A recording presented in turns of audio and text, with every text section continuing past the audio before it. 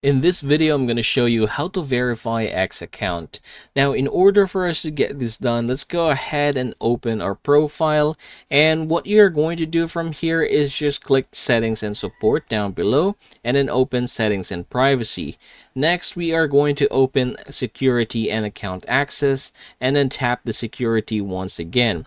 Now, down below, you have here the ID verification. Now, if you want to have your account or profile validated with your ID, then this is how it's done. So you have here down below ID verification. Go ahead and click that one.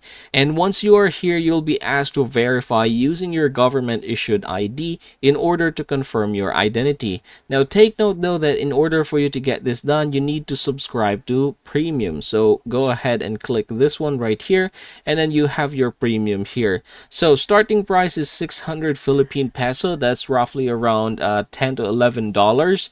Now, if you are ready to get this done, go ahead and click this one right here. And yep, that is how it's done, everybody. I hope this video helps you out.